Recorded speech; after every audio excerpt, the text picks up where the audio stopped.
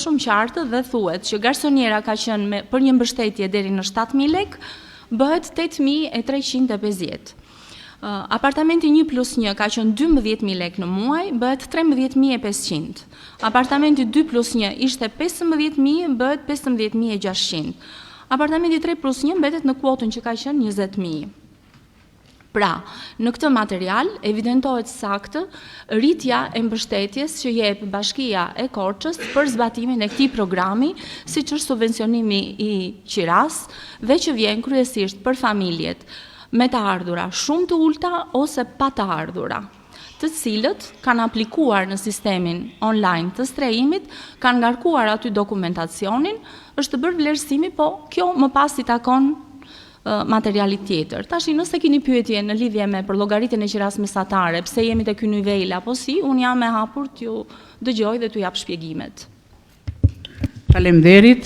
Atëherë ka pyetje nga këshilltarët, ju lutem? Po, zoti Lazon Petri. Doja të dija nga ekzekutivi, a është marrë parasysh inflacioni dhe rritja e çmimeve në llogaritjen e këtyre vlerave? Faleminderit. Pyetje tjetër, zonja Qeleshi sigur ka kërkuar? Po.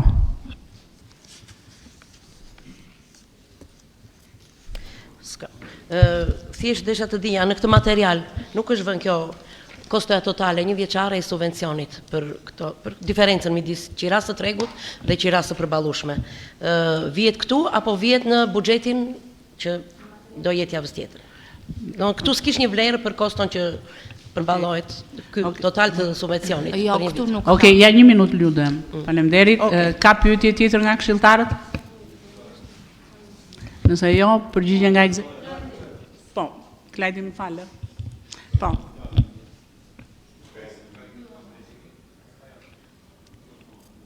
Klajdi jap mikrofonin. Po, okay.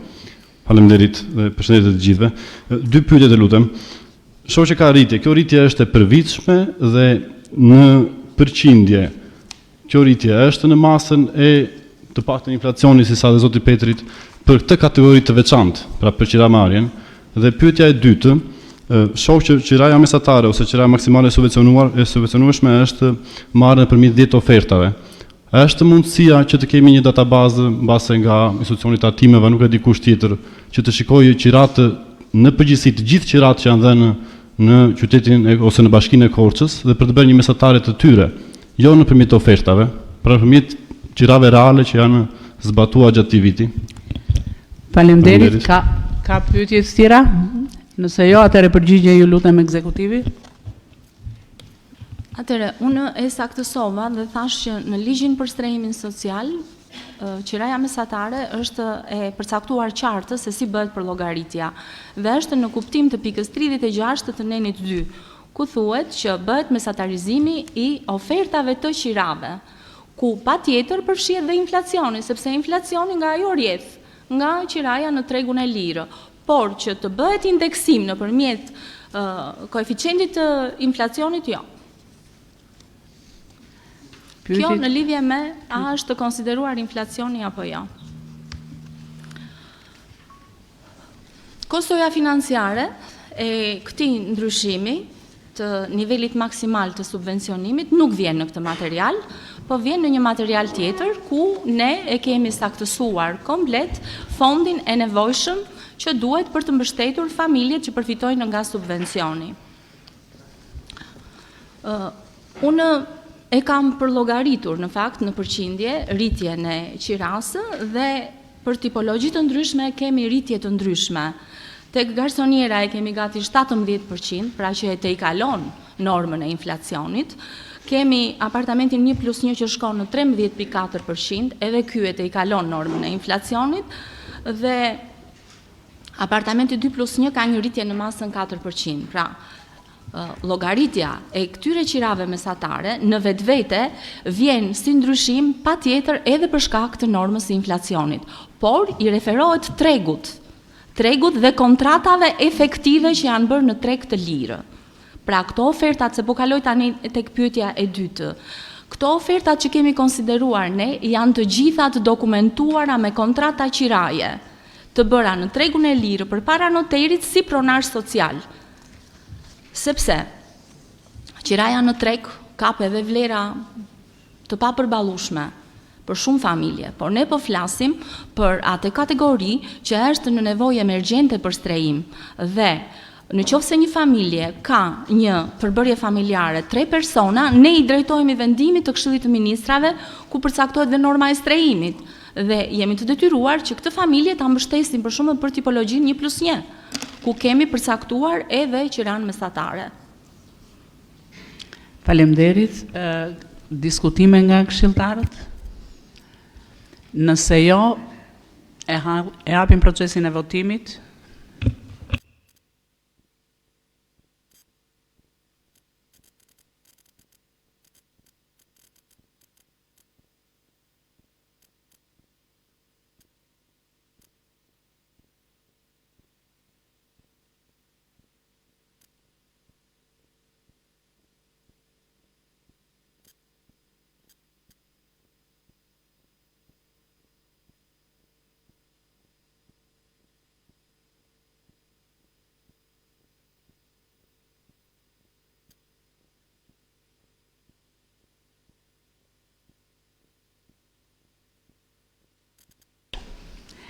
Kalojmë në pikën e 5, mbi miratimin e subvencionit qiras për familjet e pastreja, edhe një herë komisioni, ju lutem.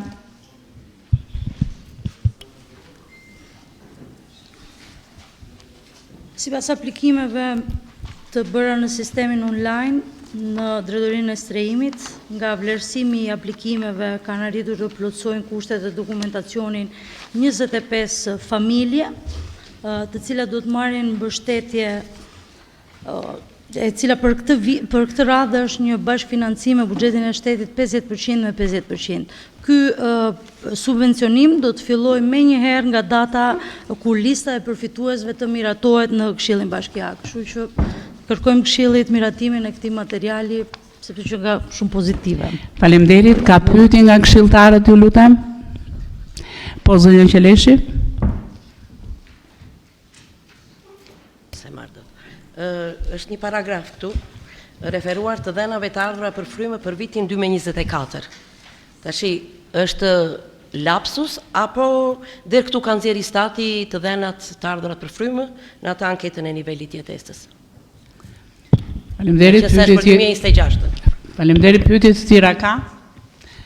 Atëherë ekzekutivi, ju lutem. Atëherë ky nuk është lapsus. Të dhënat janë përllogaritur për vitin 2024.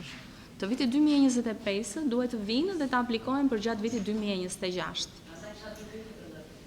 Po, nuk është lapsus. Është ky. Deri këtu kemi informacionin e instatit. Okej. Faleminderit. Atëherë diskutime ka, ju lutem këshilltarëve? Nëse jo, hapim procesin e votimit.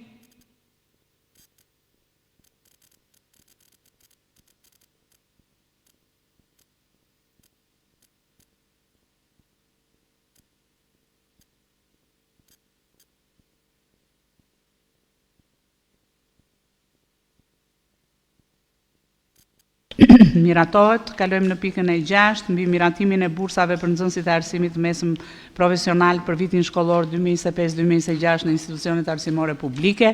Komisioni, ju lutem, në emër të komisionit. Zoti Alti. Faleminderit, zonjë kryetare.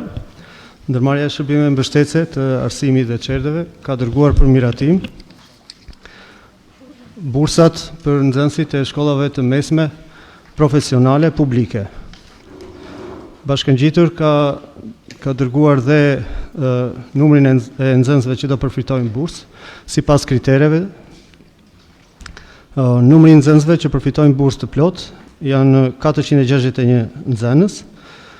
21 nxënës do përfitojnë 50% bursë. 98 nxënës do përfitojnë bursë sipas kriterit ekonomik.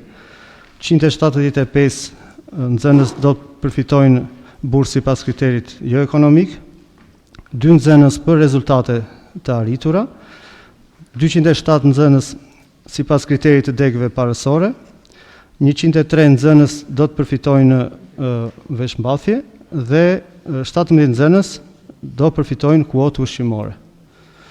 Komisioni i mbledhur ditën e hënë vendosi që të kaloj mbledhjes për miratim. Faleminderit. Faleminderit. Ka pyetje nga këshilltarët? Nëse jo, atëre e hedhim votim, hap procesin e votimit.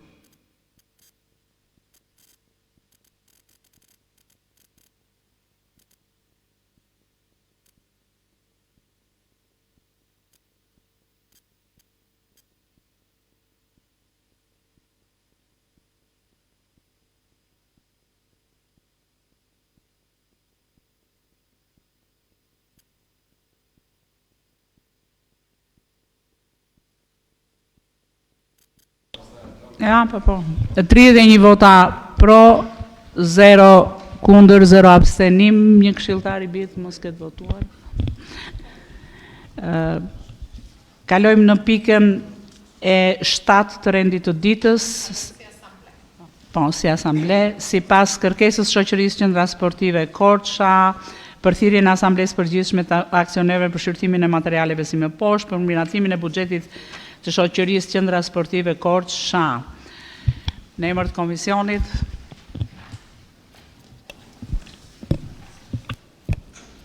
Po, faleminderit. Qendra Sportive Korçë ka dërguar për miratim buxhetin për vitin 2026.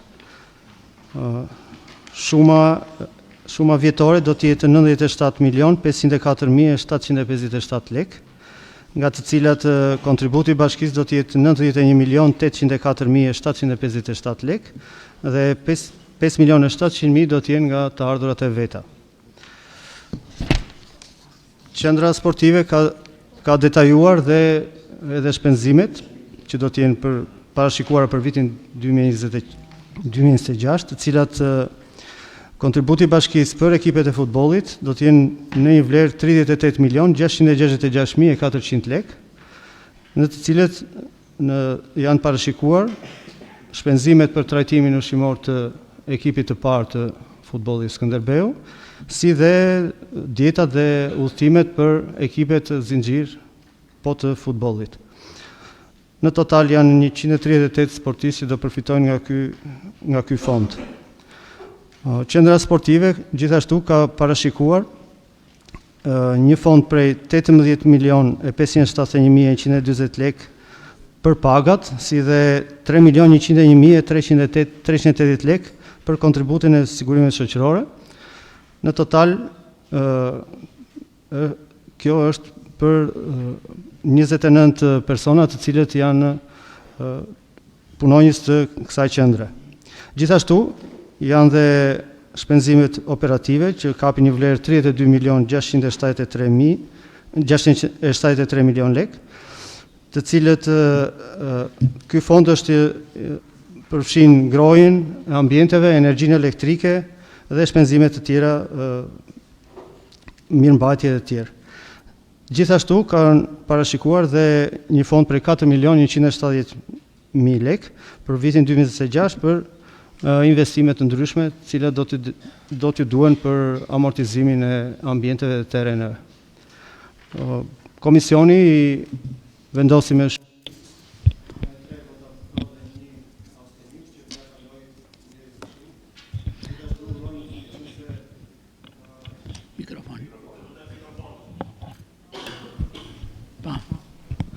Gjithashtu, me qenë se Korça mori një titull për si qyteti evropian i sportit, urojmë që të jetë një vit i mbushur me aktivitete sportive që do t'i shërbejnë qytetarët e komunitetit. Faleminderit. Faleminderit. Ka pyetje nga këshilltarët? Me radhë, po. Patjetër. Zoti Bregu i pari, megjithëse do ta filloja nga zonjat.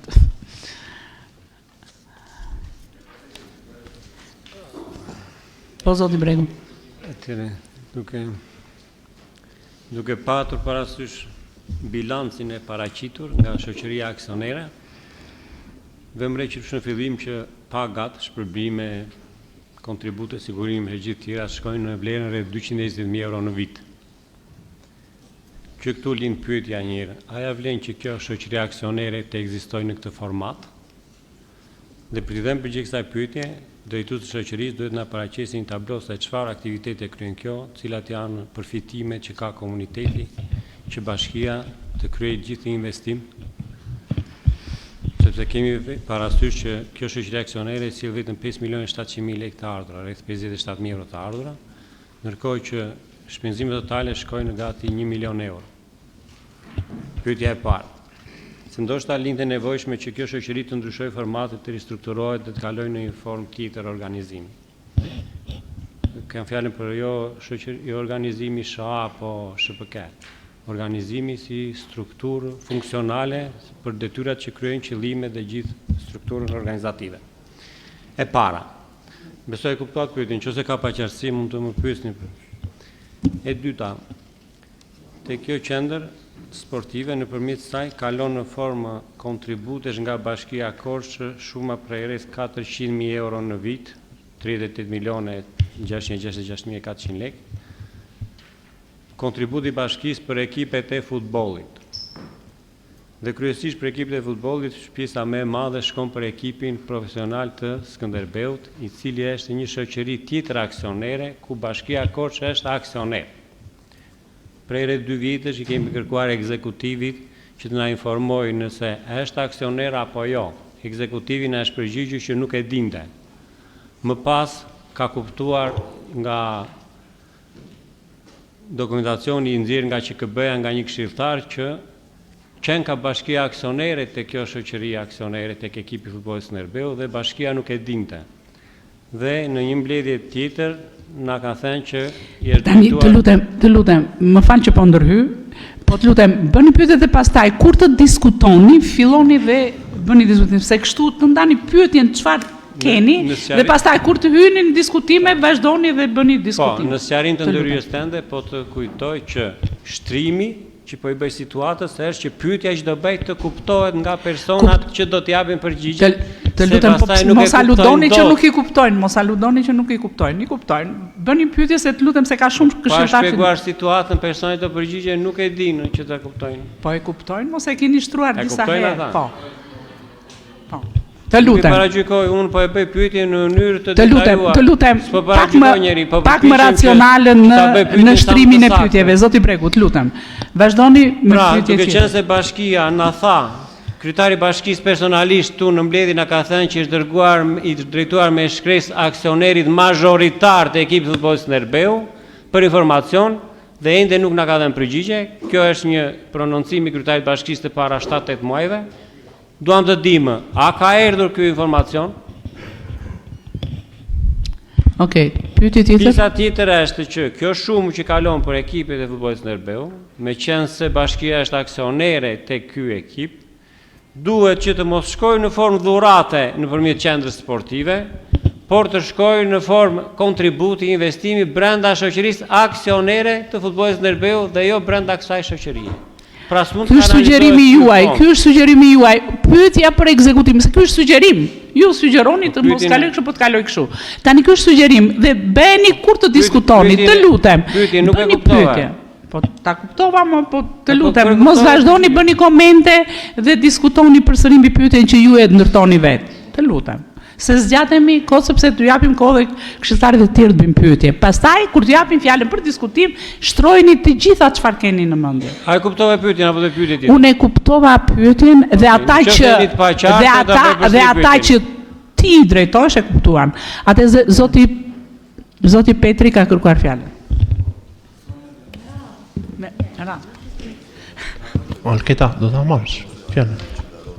Faleminderit zonja kryetare.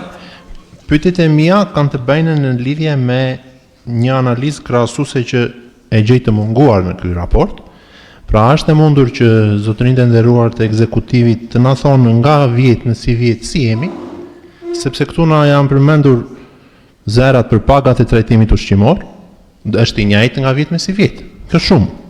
Është të thënë mbulimi i pagave të organikës, kemi të bëjmë pra me 29 persona. Këta janë 100% në punë, dhe janë 100% efektiv? Kemi më shumë apo më pa nga vit? Është përmendur këtu 20 që është për energjinë elektrike, kemi diskutuar dhe në mbledhjet e mëparshme kur ka qenë temë në rendin e ditës. dhe është sugjeruar nga ne këshilltarët investimi me panele fotovoltaike jo për të zeruar, por për të reduktuar zerin që është relativisht i madh për ngrojen. E keni planifikuar gjë për vitin 2026 dhe nëse po, në çfarë shifrash dhe si është parashikimi që do arkëtoni të ardhura që mund t'i bëni investime në tjetër sektor? Pyetja tjetër ka të bëjë në lidhje me Fondin Shqiptar të Zhvillimit. Cila është marrëdhënia që ju keni me Fondin Shqiptar të Zhvillimit, ju lutem? Sepse kemi dëgjuar të trumpetuar projektin që do bëhet Pallati i Sportit, dhe sa do ndikoj kjo dhe si e keni ju këtë projekcion për vitin që vjen? Pra çfarë vektori rezultativ do sjell kjo gjë? Faleminderit. Faleminderit, zoti Petri, po sinjal Keta. Faleminderit për fjalën. Njërën pyetje ma rezauroi kolegu para folës dhe me eksaktësisht ta keni bërë një plan për eficiencën e energjisë, reduktimin e kostove, për sa i përket zëri shpenzime energjie.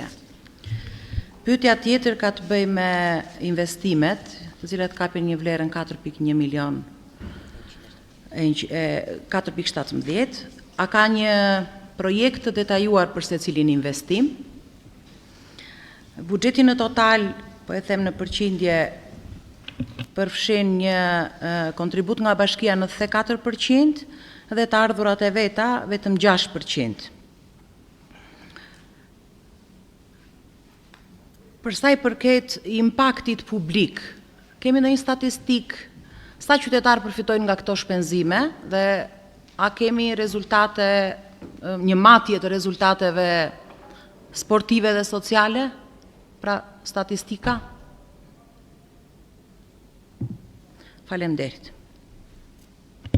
Faleminderit.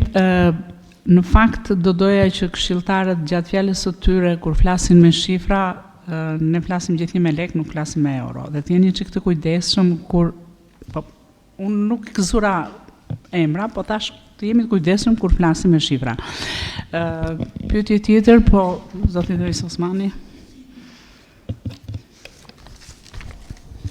Faleminderit zonë. Tani, ky projekt buxhet që është hartuar për 2026, disa nga ato pyetje i ezauruan kolegët, por unë diçka në lidhje me pyetjen që bëri Lazioni dhe duke qenë që ne po themi ky është viti i dytë të radhës që e kërkojmë pjesën e një studimi dhe një planifikimi të kostove të energjisë elektrike, apo edhe pjesërisht të karburantit i cili shërben për ngrohje, nëse ka dhe karburant që shërben për ngrohje, sepse të dy këto zëra janë goxha me pesh, nga 8 milion lek, domethënë 16 milion lek të dyja. Dhe me sa shikoj unë tek planifikimi i këtij projekt buxhet, i këtij buxheti për 2026 nuk është marrë parasysh kjo. Sepse nuk shikojnë ndonjë zë këtu për diçka të tillë, për të bërë një studim apo për të marrë përsipër për të investuar kjo. Dhe është fatkeqësi, sepse duke qenë që jemi duke shkuar gjithë bashkë drejt energjisë të rinnovueshme apo energjisë së gjelbër, e cila na takon dhe ne si qytet që të jemi avangard, pasi qyteti ka dhe probleme të tjera me ngrohjet me oxhaqe që tymi të gjithëve na ndëmton, po që se e keni vënë re gjatë gjithë kohës ndotje mjedisit. Unë shikoj që kjo duhet të ishte emergjent e parë dhe një nga pikat kryesore të këtij buxheti. Faleminderit. Faleminderit dhe për sugjerime, se po bëjmë sugjerime ndërkohë që ndërtojmë pyetje. Po, zoti Feyzullah, të lutem. Po. Pra atëherë pyetja ishte mund të ketë një studim dhe është planifikuar, po. Faleminderit. Po, zoti Feyzullah. Faleminderit kryetare. Kisha një pyetje në lidhje me të ardhurat e vitit aktual që ne jemi në vit, sepse thuhet që parashikohen të ardhura prej 5.700.000 lek për 2026, sa janë të ardhurat e realizuara dhe a ka mundësi për të realizuar më shumë, apo kjo është, si të thuash, vlera maksimale që mundet të realizoj kapaciteti maksimal i kësaj qendre. Dani, dihet që kjo qendre nuk është ngritur për të dalë me fitim, se normalisht ka qëllime të tjera, por pa diskutim që duhet duhet mundohemi që të kap vlerën maksimale të ardhurave dhe të ketë një eficiencë maksimale për sa i përket kësaj gjëje. Faleminderit. Faleminderit. Nëse s'ka pyetje të tjera nga këshilltarët, atëherë fjala për ekzekutivin dhe shoqërinë për të dhënë disa përgjigje pyetjeve tuaja. Mirë, përshëndetje të gjithëve. Ju falenderoj për pyetjet. Në fakt, disa pyetje kërkojnë edhe përgjigje dhe me të drejtë janë ngritur, ku një nga këto kryesorët unë po nis nga fundi që ishte pjesa e energjisë elektrike për të menduar për një sistem për prodhimin e vetë të energjisë, dhe në fakt keni të drejtë, ne kemi bërë një studim jashtë pjesës të operimit si institucion, por ka një kosto relativisht të lartë që ne normalisht duhet ta studiojmë dhe ta shohim, por që besoj që fundi duhet të jetë rezultativ për shkak edhe të ngarkesës financiare që ka pagesa e energjisë. Është një qendër shumë e madhe atje dhe kërkon ngroje dhe kërkon shpenzim me energjie, që nuk përfshin vetëm pjesën e qytetës brenda, por edhe pjesën e ambienteve jashtë.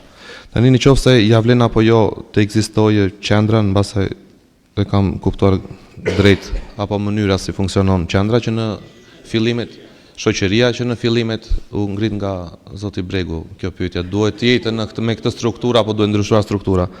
Unë mendoj që, dhe jo vetëm unë, mendoj që qyteta e fëmijëve është një histori suksesi, jo vetëm për qytetin e Koshës, por është një histori suksesi në gjithë Shqipërinë. Jemi pothuajse e vetmja qendër në gjithë Shqipërinë që ofrojmë një llojshmëri kursesh dhe llojshmëri aktivitetesh ku përfshin të gjitha grup moshat, nga 0 deri në 14 vjet për pjesën e kurseve që zhvillohen atje dhe për çdo lloj moshe tjetër për ambientet që vendosen në dispozicion dhe këto që bëjmë pagesë. Tani unë do i kërkoj administratorëve që ju t'ju vënë në dispozicion një informacion të detajuar se çfarë ka ndodhur gjatë vitit 2024 dhe 2025, sa aktivitete janë zhvilluar, sa fëmijë apo të rinj kanë marrë pjesë në këto aktivitete, por një informacion shkurtimisht po ja u jap, por të detajuar me aktivitete po ja u kërkoj administratorëve që t'ja u vënë në dispozicion, sepse vërtet është një histori suksesi me shumë fëmijë të përfshirë gjatë gjithë vitit. Janë rreth 380 fëmijë të regjistruar në kurse, që këta janë permanent gjatë gjithë vitit. Rreth 600 fëmijë të tjerë marrin pjesë në programet e përditshme, që janë të ndryshme në varësi dhe të aktiviteteve që zhvillohen. 420 fëmijë shfrytëzojnë terrenet sportive të regjistruar nga Akademia e futbollit, që dhe këto janë fëmijë të cilët luajnë futboll. 120 fëmijë shfrytëzojnë terrenet e tenisit. Gjithashtu shkollat nëntëvjeçare shfrytëzojnë këto terrene për të bërë orët mësimore të edukimit fizik. Gjithashtu universiteti ka një marrëveshje me qytetin e fëmijëve për të zhvilluar orët e mësimit që kanë në universitet. Domethënë është një gamë shumë e madhe aktorësh, po ashtu gjithë këto kampionatet amatore që zhvillohen qoftë në futboll, në volejboll, që edhe këto janë histori suksesi, zhvillohen në qytetin e fëmijëve.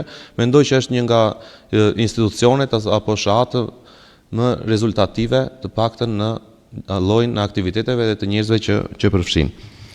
Për sa i takon klubit të futbollit, vetë e bët pyetjen, vetë e dha dhe përgjigjen, nuk kemi marrë akoma një përgjigje, në momentin që do ta kemi përgjigjen, do t'ja u vendosim në dispozicion. E kemi sqaruar gjithmonë çdo vit që ne nuk kemi marrë përgjigjen. Se kemi marrë përgjigjen, do t'i bëjmë dhe një të mbaroj të flason, pastaj kur të diskutojmë. Unë dua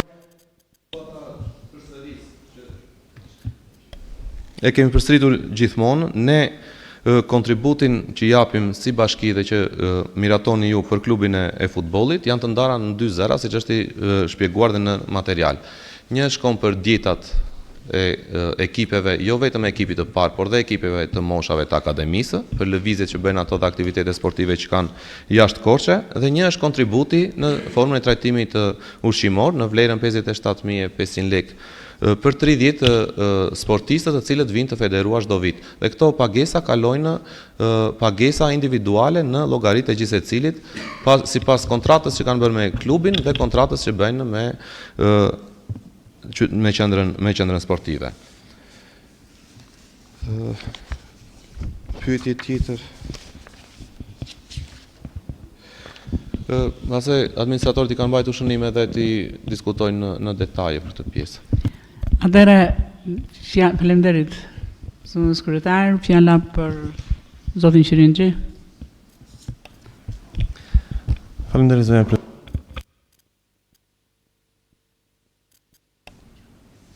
Shëndetje të nderuar këshilltar. Tani unë do përpiqem që t'ju jap përgjigje disa nga pyetjeve që bën këshilltarët. Në radhë të parë do bëj një shkurtimisht një panoramë për sa i përket buxhetit të qendrës sportive, shpenzimeve që ka dhe të ardhurave që ka, sepse bura re që në shumicën e pyetjeve që bën këshilltarët, ky është thelbi i diskutimit. Tani, e vërteta është që qendra është shumë e madhe dhe ka shumë shpenzime. Shpenzimet operative, pagat, ngroja, elektriciteti zënë pjesë më të madhe të buxhetit të qendrës. Këto shpenzime nuk është se i vendosim ne që të jenë kaq, të jenë më pak apo të jenë më shumë. Ne nga eksperienca disa vjeçare, këtë buxhet dhe gjithë buxhetet e tjera që sjellim në bazë të një eksperience, duke ditur se sa është amortizimi, sa janë kostot e energjisë elektrike, të ngrohjes, pra që janë gjëra bazike për mirëfunksionimin e qendrës. Pjesa tjetër janë patjetër edhe materiale që nevojiten për zhvillimin e të gjitha kurseve, aktiviteteve, kampionateve dhe gjitha gjërave të tjera. Për sa i përket dhe të ardhurat e qendrës që ne kemi parashikuar, sepse kjo ishte edhe një nga pyetjet, që është 5.700.000, aktualisht në vitin 2025 deri në momentin që flasim, të ardhurat e qendrës janë 5.500.000 dhe ne pretendojmë dhe mendojmë se në vitin pasardhës do të mund gjenerojmë diçka më tepër. Ne kemi filluar me, mos gabohem, në vitet e para diku te 4 milion lekë të reja të ardhura, kemi shkuar 4 milion e gjysmë, 5 e gjysmë, dhe vërtitemi rreth këtyre shifrave, sepse të ardhurat e qendrës janë nga kurset, janë nga programet që ne zhvillojmë dhe janë nga lëshimi me qerat, themi, i gjitha tereneve, ambienteve që disponon qendra dhe në cilat operon.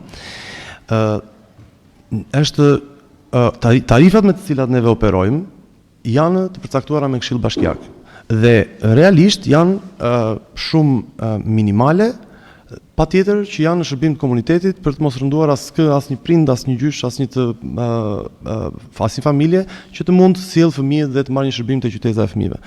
Edhe sikur ne të fishonim, trefishonim apo pesfishonim çmimet për të ofruar shërbimet të qytetëve e fëmijëve, ne nuk do ishim dot rentabël me atë duke referuar pyetjes që bët juve. Sepse shpenzimet operative të qendrës janë shumë të mëdha.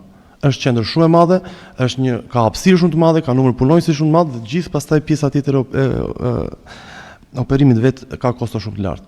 Dhe për sa i përket strukturës që ka SHA-ja, ne apo dikush tjetër nuk mendoj se jemi ne që vendosim se si do jetë struktura, mund ta diskutoni dhe ndryshoni strukturën nëse e gjykoni të arsyeshme.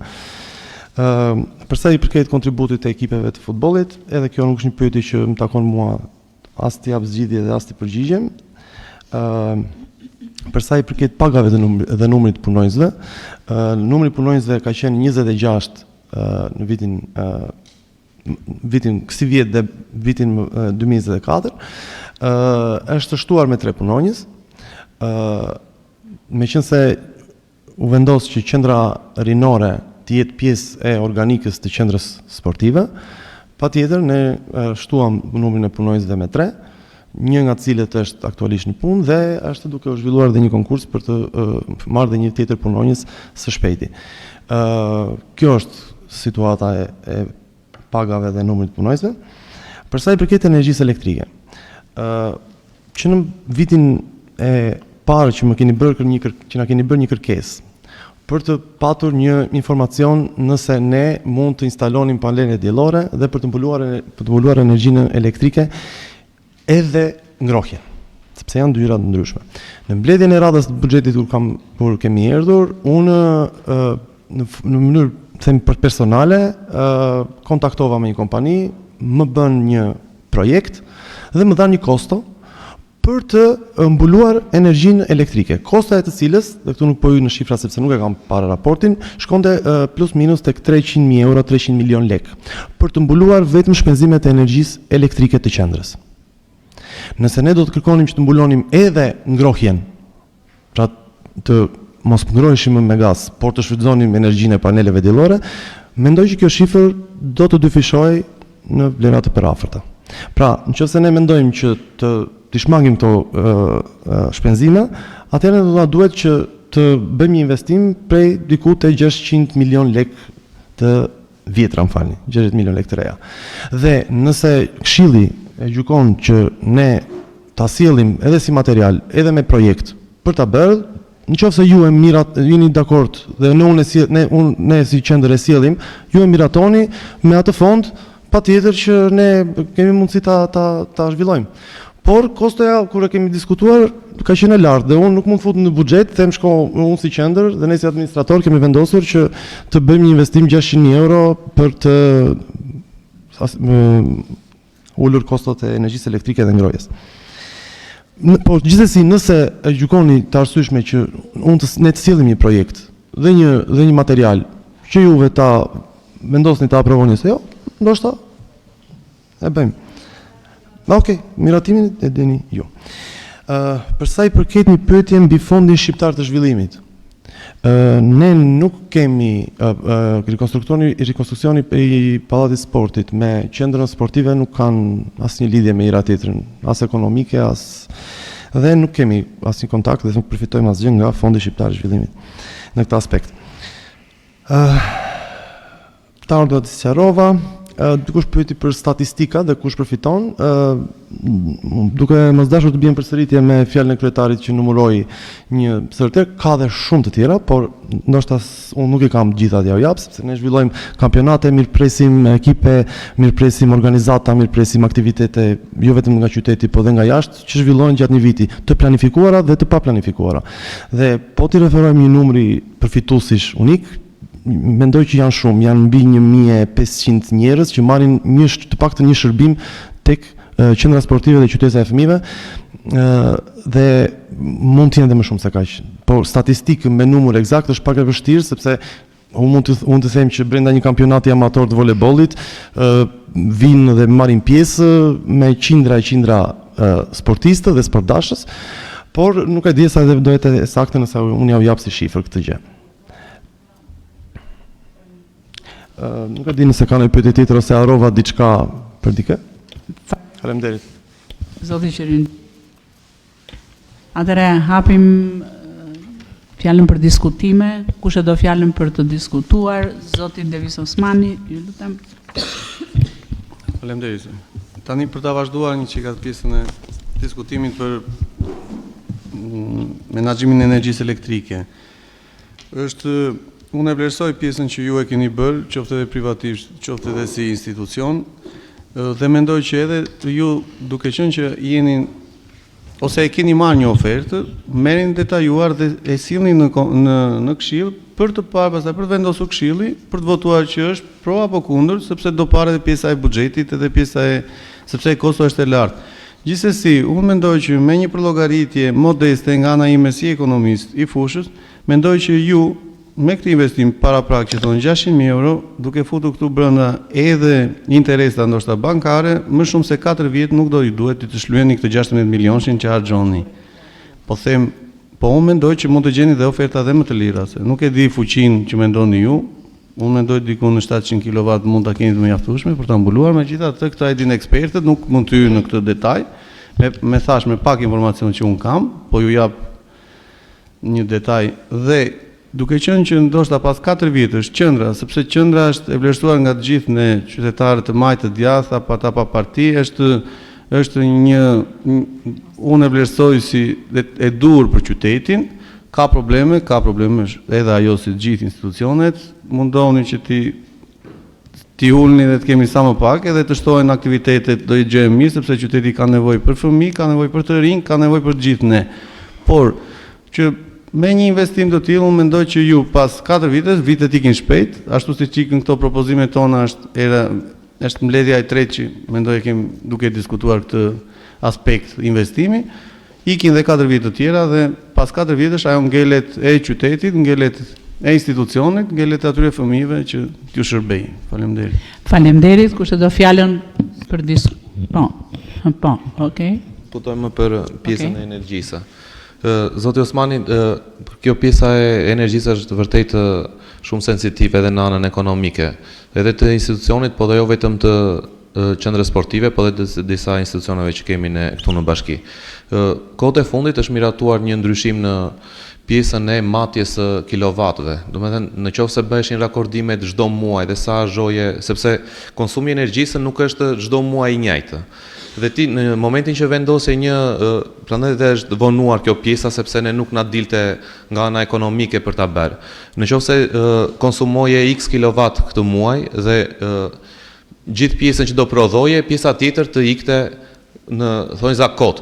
Kurse tani bëhet një rakordim vjetor, që kjo do të thotë që në qoftë se harxojmë X kilovat gjithë vitin, ajo pastaj bëhet rakordimi vjetor. Dhe kjo ishte një ngesht të paktën nga ana institucionale që nuk na leverdiste, që ne të prodhonim për një muaj ose të prodhonim shumë kapacitet, të instalonim për muajt e dimrit që ka më shumë ngarkesë dhe në muajt e verës të ikte ajo lloj atje. Kështu që besoj është rregulluar dhe ligjërisht, dhe ne po shikojmë jo vetëm për qytetën e fëmijëve dhe qendrën sportive, po edhe për institucionin e bashkisë, ish bibliotekës së re, të shikojmë një mënyrë të bëjmë disa projekte të detajuara me fuqinë e instaluar, me si vendosen ato panelet, ku do vendosen, është mundësia për të vendosur dhe sa kapacitet, që të mos flasim, bëjmë një projekt e sjellim e miratojmë, të pastudiuar. Kështu që shumë e drejtë kjo pjesa dhe të mos e diskutojmë më këtë për pjesën e energjisë dhe prodhimit të energjisë. Faleminderit, kush e ka fjalën për diskutim, zoti Petri? Zonja kryetare, nuk mendoj që ndokush nga ne e vën në dyshim misionin e qendrës sportive. Mbi të gjitha ndihmojmë për të rinj të socializuar, dashamirës ndaj sportit, me kulturën e disiplinës, dhe pikërisht sepse është një mision që të gjithë e përqafojmë, duhet të mendojmë dhe në nivel afatgjatë.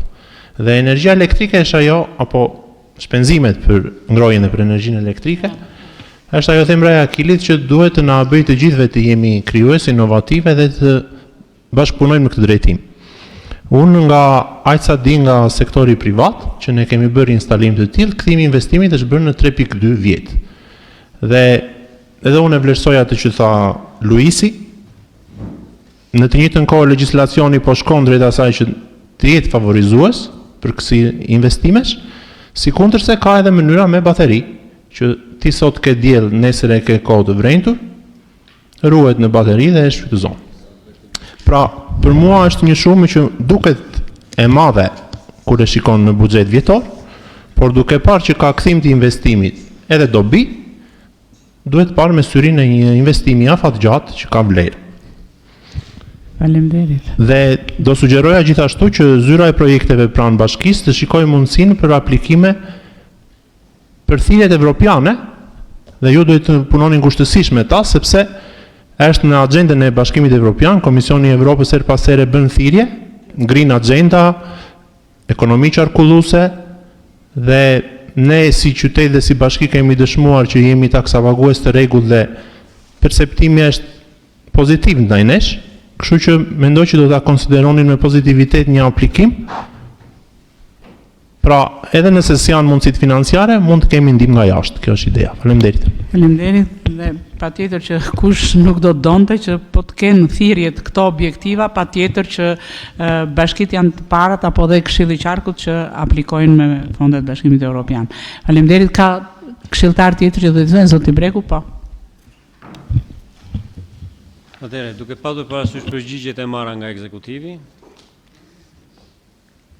është e pranueshme ashtu siç kemi thënë deri në kaluar që shpenzimet do jenë shumë më të mëdha se të ardhurat për shkak se kjo është një shërbim për komunitetin dhe për të ne jemi të vetëdijshëm.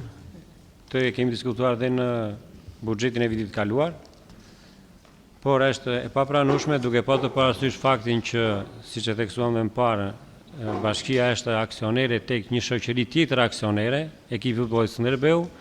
Pjesa që i takon kontributit për ekipin profesionist të ekipit futbollit Skënderbeu, duke marrë parasysh dhe faktin që nuk kemi më ende një shkresë zyrtare, një përgjigje zyrtare të ligjëruar nga aksioneri mazhoritar që e ka quajtur kryetari i bashkisë, këtu kemi një ngersh për të marrë vendim në lidhje me këtë shumë që i kalon futbollistëve nëpërmjet kësaj shoqërie.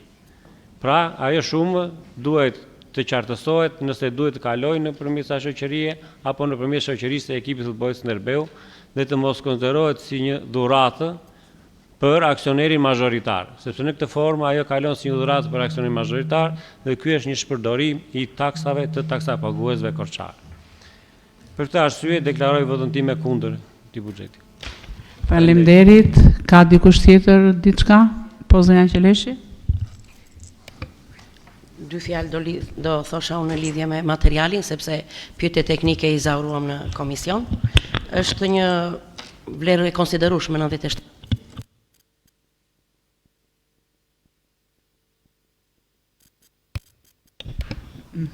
E vetmja gjë që ishte në material që u tha dhe në komision, është një material tejet i cunguar në shpjegimin e shifrave të shpenzimeve që do të buxhetohen për këtë vit që vjen. Dhe mund të them që nuk ishte një plan analizë shpenzimesh të detajuar për zerat kryesore, nuk ishim të dhëna për historikun, sepse në historiku bazoheshin shumë të dhëna shifra të cilat jepeshin në tabela, sidomos vlera e konsiderueshme prej 73.5 milion që ishte shpenzimet operative dhe sqaroheshin vetëm me një paragraf, po flas për një qytetar që lexon materialin, se unë si këshilltare, po juve këtu i e zauruat. Problemi është për nëse një qytetar merr këtë vlerë të konsiderueshme në një tabelë që e shikon dhe di ta lexoj tabelën, po në shpjegimet kur shikon buxhetimin e vlerave kaq të konsiderueshme dhe nuk merr sqarime, unë ja bëra dhe punojësve të shahës këtë vërejtje që materiali duhet jetë shumë i detajuar, sepse vlerat janë shumë të konsiderueshme. Edhe unë për shembull nuk ka dhe një plan shpenzimesh, siç e tha edhe Alketa, të detajuar çfarë projekte. Dhe nuk mund të gjykosh dot nëse, domethënë, planifikimi është bërë brenda rregullave financiare dhe brenda në bazë të materialit që paraqitet, se nuk mund të vëmë në dyshim profesionalizmin e bërë, por ne si transparencë nuk e marrim dot këtë informacion. Okej, faleminderit, zoti Tollkuçi.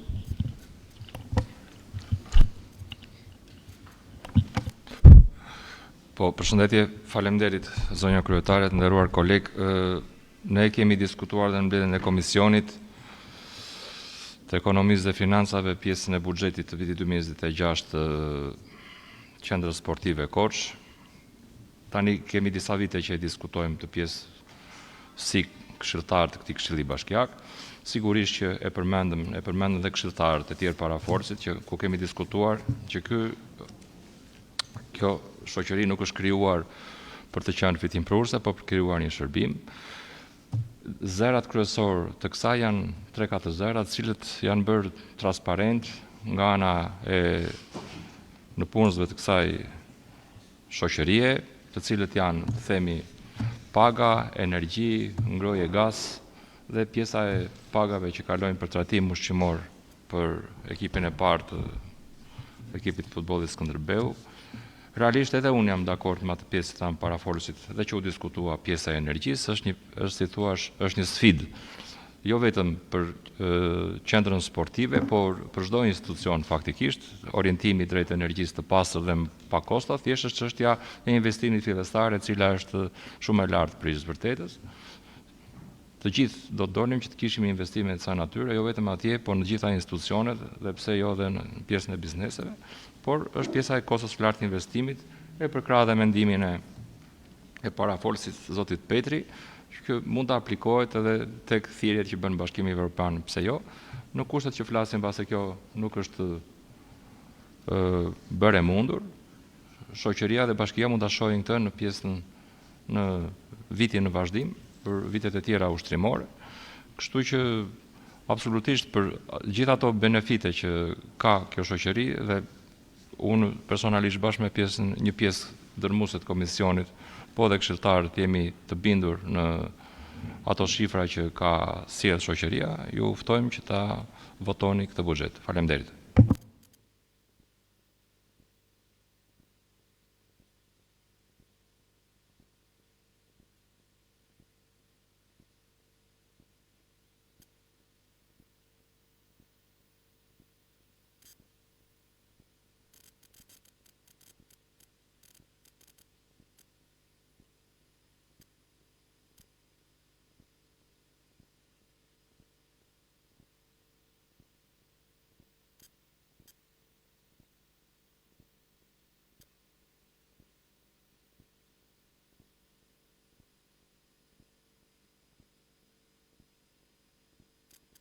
keni një material informacion, ju lutem këshilltarëve, nuk jemi mbaruar, të durojnë dhe pak.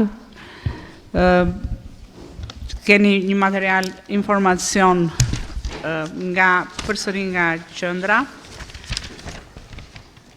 në lidhje me inventarizimin e aktiveve afat gjatë dhe afat shkurtër, dhe në pika të ndryshme ka një kërkesë të depozituar nga disa këshilltar në lidhje me përsëri atë problematik që ne e diskutojmë, kemi diskutuar vazhdimisht në mbledhjet e Këshillit në lidhje me qenë të rrugës. Ka ndonjë gjë që mund vetë firmëtarët që e kanë bërë këtë për të folur dhe për kërkuar nga ekzekutivi edhe njëherë me qënëse jemi këtu prezent? Kush e do fjalën nga këshilltarët? Po, zonja Alketa. Faleminderit. Sërish tek përgjigja që na është dhënë, një sy që i hodha tani sepse sot na erdhi përgjigja. Në paragrafët e fundit nuk është dhënë një statistik. Një grup po i kap. Pra, është ngritur një grup i cili po merret me ka kapur disa qenë, janë evidentuar zonat, mundet të jepe një informacion më analitik, sepse kur po flasim për buxhete, për shifra, kaq është buxheti pra në 3 zëra e kategorizuar, a e çik materialin se s'po e gjej dot. Dhe duhet të ishte një statistik të zonave janë kapur, si janë kapur, sepse jo më larg se dije sërish ka ndodhur një incident në pedonalen e qytetit. Pra, zona e nxehtë ka qenë zona pedonale ku ka turist, fëmijë e tjera, apo zonat e parqeve. Tek parku Shënmëria, të paktën tek këto 2 zona që unë e shkel më tepër. Unë konstatoj që nuk është bërë evidentimi dhe nuk është bërë mbledhja, marrja, grumbullimi i qenëve në këto 2 zona të nxehta. Sa qenë janë kapur, nuk mund të na shkruaj ne nga drejtoria, na janë dhënë të gjitha shifrat analitike se viti mbaroi. Janë në ruajtje tek strehëza e 4 putroshve, sa është aktualisht numri i qenëve që banojnë aty. Sepse kemi dhe zërin ushqim për ta, atëre do të mbahen, ideja është që vërtet të sterilizohen, por jo të lëshohen sërish në pedonale. Sepse edhe një qenë i sterilizuar mund të kafshoj, mund të mos bëj gjëra tjera, po shumë bukur mund të kafshoj. Te vilat e Misokli është bërë një masakër mbrëmje me qenë. Pra jo më vonë se mbrëm e thashë cilësova tek dera e vilës të Misokli, të mos përmendim. Pra ju lutem drejtorive përkatëse, nënkryetari është këtu i cili është angazhuar. Po.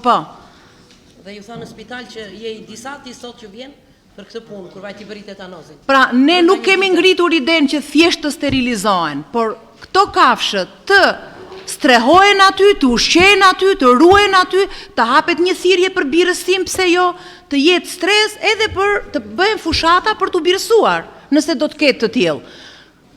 Kanë shpallur edhe dëshirën e mirë vullnetar, dashamirës të tjerë për kontribuar, qoftë për dhënë mendime, qoftë edhe specialist të fushës si veteriner për të kontribuar apo për të dhënë mendime, sepse jo të gjithë mund bëhemi eksperta asaj fushë. Rrugët e zgjidhjes janë, kështu që ju faleminderit. Për unë në diçka nga... Po jo, pyetjet... Po se kemi me pyetje, se kemi një material, s'ka për pyetje, sepse është firmosur nga ju, i keni parashtruar në kërkesin që keni bërë, prandaj dhe mendova që... Procedurë, zonja kryetare, ju thatë nëse keni diçka për këtë material. Nëse diçka për të bërë komente në lidhje me këtë që keni bërë, jo për të bërë pyetje. Atëherë fjala është për komente, nëse doni të vazhdoni më me komente, nëse... Do të sugjeroj... Jo, e di pse gjykova kështu, gjykova se thash mund të flas vetëm njëri nga firmëtarët, prandaj. Po dakord, mund ta lejmë me kaq. Mund të vazhdojmë. Vazhdoni. Po nëse keni diçka. Do sugjeroja që kur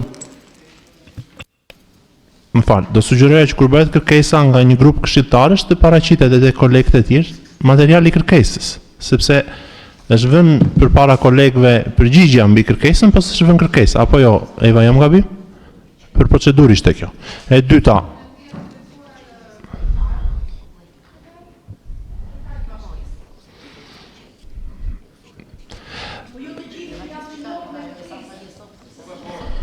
dhe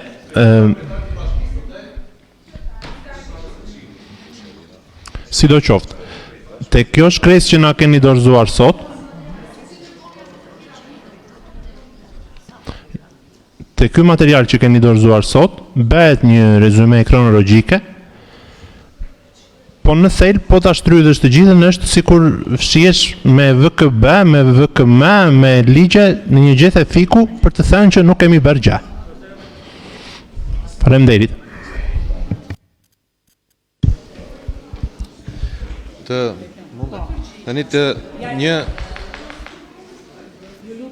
Ju lutem këshilltarëve. Atëre shkurtimisht për pjesë.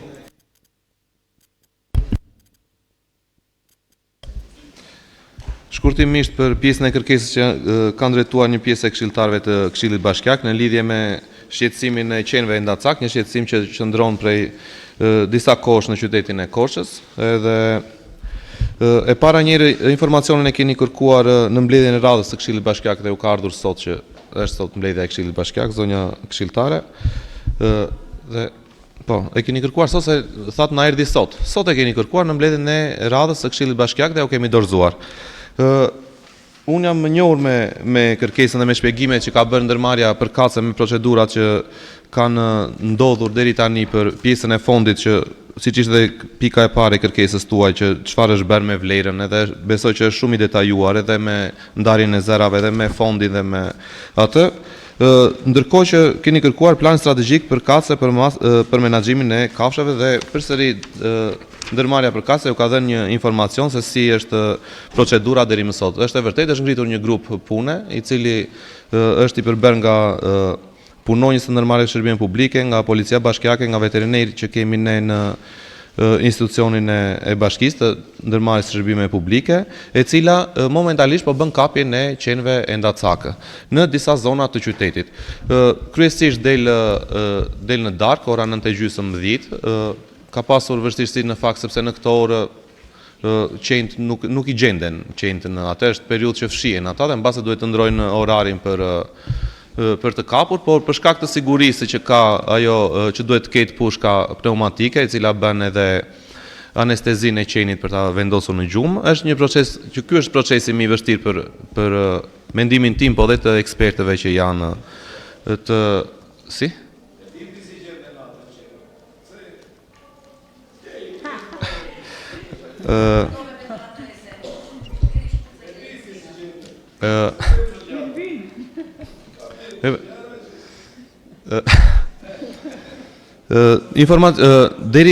Deri tani ne kemi bërë kapit rreth 20 qenëve në Endacak në strezën e krijuar apo stafat për ta dhe që mbajnë me ushqim. Ju mundet t'i vizitoni atje dhe t'i shikoni qenët. Është e vërtetë që është e vërtetë 4 prej tyre kanë ardhur të zotët e janë interesuar dhe i kanë marrë përsëri atje, me motivacionin që e kemi pasur, po na kishte ikur edhe atje, kemi verifikuar edhe nga këta veterinerët që ndodhen në qytet, që i falenderoj në fakt për dashamirësinë që kanë pasur për të kontribuar në pjesën e shëndetit të qenëve, i kanë marrë.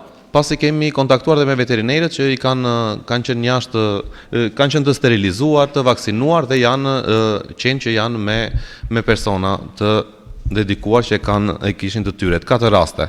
Ndërkohë jemi duke bërë një procedurë për pjesën e sterilizimit, sepse ne nuk kemi kapacitete për ta bërë këtë, sepse qenët vërtet janë atje dhe ushqejnë dhe mirëmbajnë në qendra.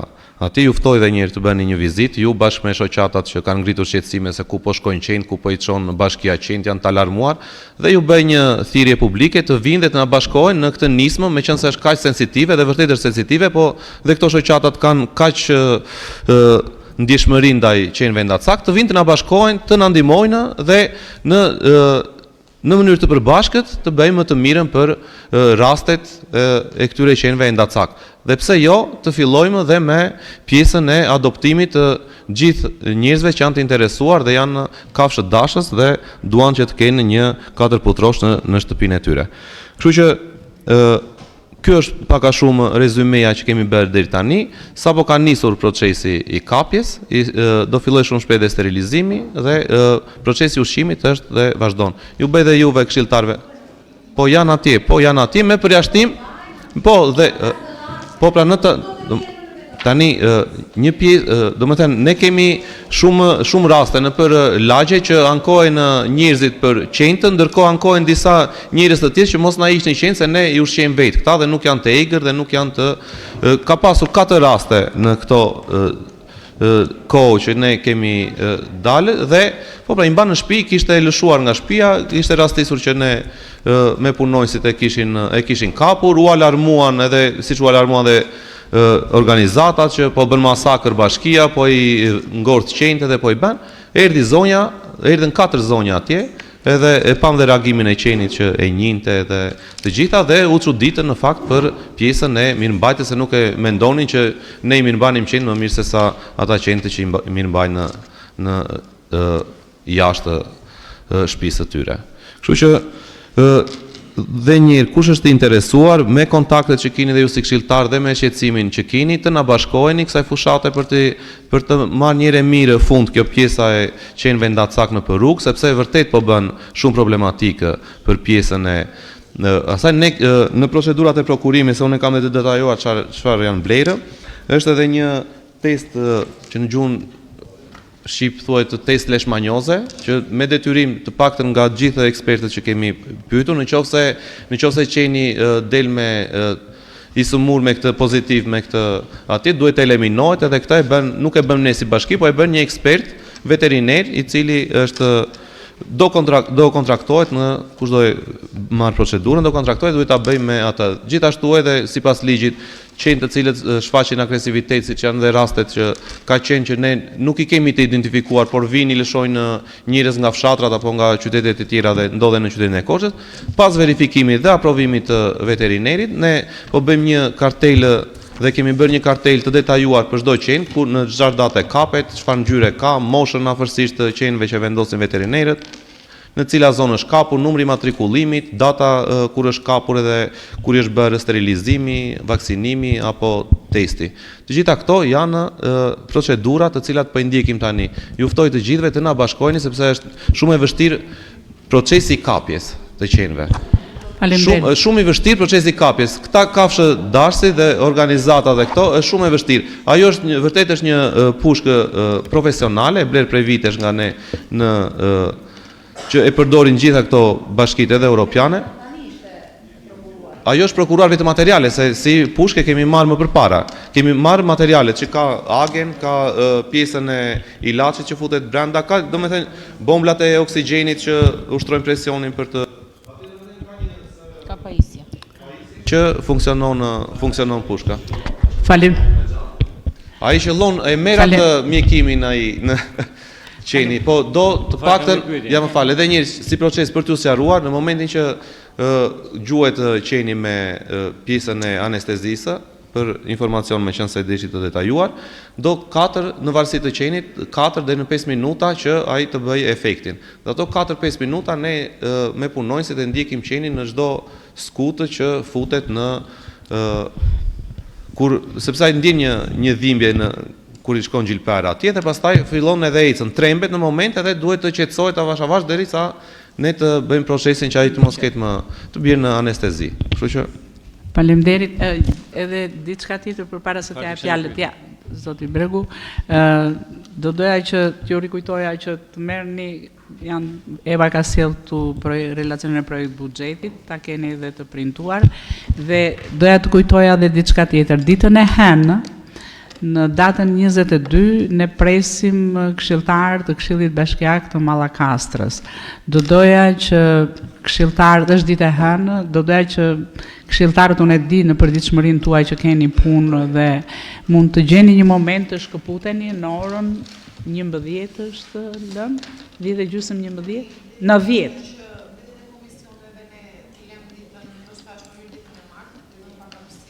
Po.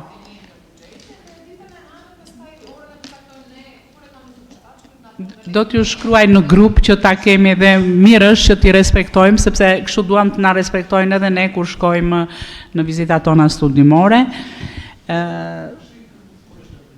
Po, dhe mbledhja e buxhetit do të bëhet në datën 26, që bie ditë e premte, vetëm në rast se me vendim qeverie bëhet që data 26 të bëhet ditë pushimi, meqense njëjtja është dhe Krishtlindja. Vetëm kësaj s'mund ta shmangim pastaj. Deri, kështu që nuk e di, ne jemi gjithnjë në si pastaj, po ju të keni të qartë që data 26 është e përcaktuar si mbledhja e fundit e buxhetit. Ju lutem këshilltarëve se s'kemi mbaruar, ka kërkuar dhe zoti Bregu fjalën. Unë kam parë raste të këtyre kam parë raste të qenieve që janë trajtuar nga bashkia, por nuk kam parë që t'jenë të matrikulluar kur janë lëshuar.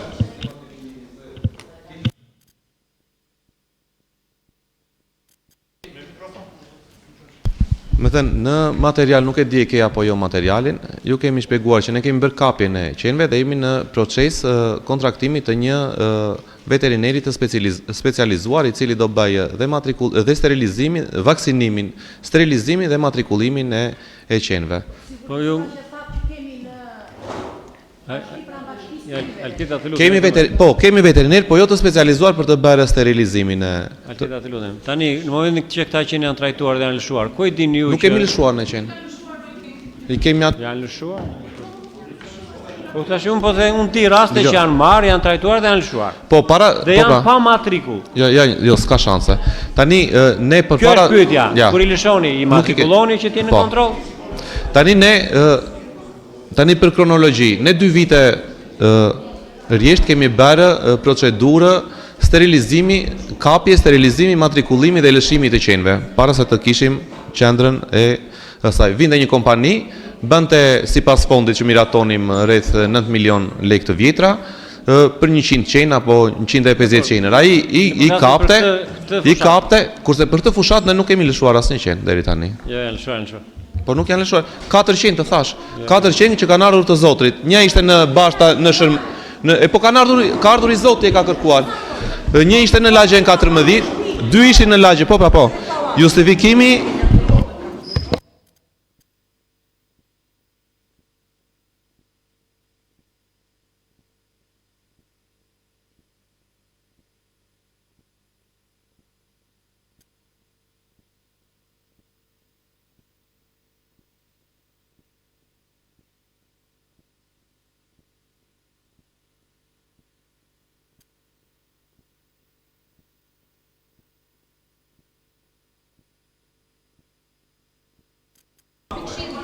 Akoma nuk është mbyllur. Nuk kemi thënë miru pafshim, kështu që akoma s'është mbyllur.